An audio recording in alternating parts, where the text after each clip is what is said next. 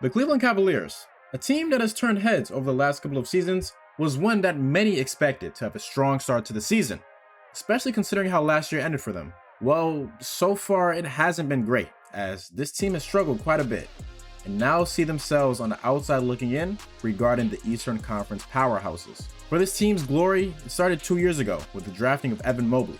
He had the most buzz around the Cavs pick since Andrew Wiggins, and is the ticket for the Cavs to return back to the top of the league. 2 years ago was also the All-Star season for Darius Garland, as well as Jarrett Allen. This was a dangerous big three, and together, this team won 44 games, but they would ultimately fail to make the playoffs.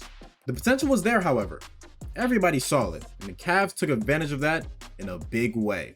The move of the summer was made as they made a splash deal to acquire Donovan Mitchell, and in his first season as a Cavalier, he did things that no other Cavalier has. In just one season, Donovan has already broken the record for most points in a game for a Cleveland Cavalier.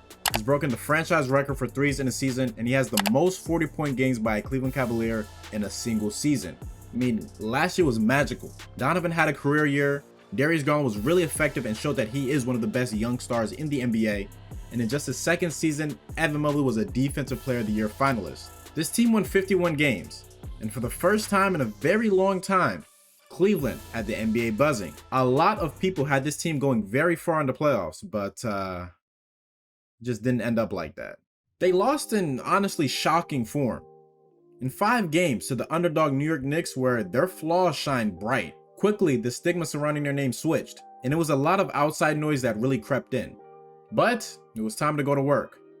First, they had to fix their big shooting problems, and they did that by adding Max Strus, Ty Jerome, and Georges Niang, all about 40% three-point shooters.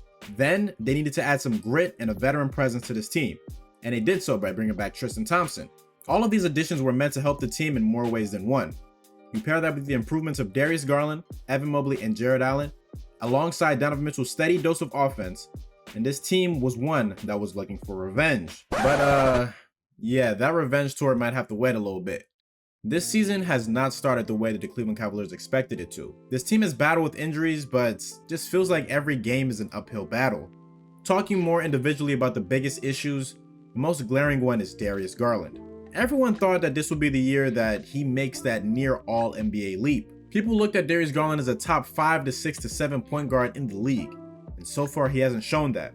His scoring is down.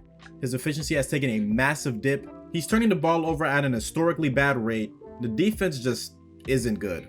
At times, he honestly looks scared to play basketball, and no one really knows why. A player with his archetype should be gunning for points, and he just isn't. Maybe it's him recovering from injury. Maybe it's Mitchell taking the ball out of his hands. Maybe it's coaching. Who knows? But Darius really has to figure this out. Then there's Evan Mobley, who offensively has not had the hottest start to his third year. Oftentimes, Evan Mobley looks like a deer in headlights with the ball in his hands. This year, his efficiency has dipped significantly for a 7-footer, and while his defense is still otherworldly, the Cavs cannot take the jump that they want to until he makes the offensive jump that he needs to. And honestly, it is kind of annoying to see, concerning the fact that guys like Scotty Barnes, Cade Cunningham, among others in his draft class, have made the necessary leaps that they have needed to in their games. Since stepping foot on an NBA court, Evan Mobley has drawn comparisons to guys like Tim Duncan, Kevin Garnett, and Chris Bosh. And now looking at him 3 years later, he looks like a shell of those guys offensively. The jumper is not there, and he oftentimes struggles against opposing big men. The Cleveland Cavaliers are really going to need Evan Mobley to improve his offensive play, so we'll see if he can do that. Aside from those two, really, everyone else has been on par or exceeding expectations. Caris LeVert looks great. Donovan Mitchell has been pretty down as of late, but to begin the year, he was amazing. Max Strus looks like an incredible addition, and Jarrett Allen, in his limited minutes,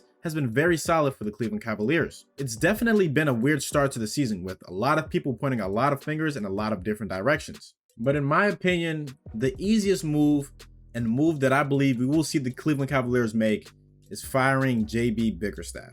He needs to go. Look, JB Bickerstaff set a great culture for this team. With the talent that was acquired, he kind of made the most of it. He implemented his new philosophy of having 2 big players be the anchors of the defense, and it's worked out, but offensively, his philosophy is very bad. It's super outdated, and it just isn't going to cut it in 2023.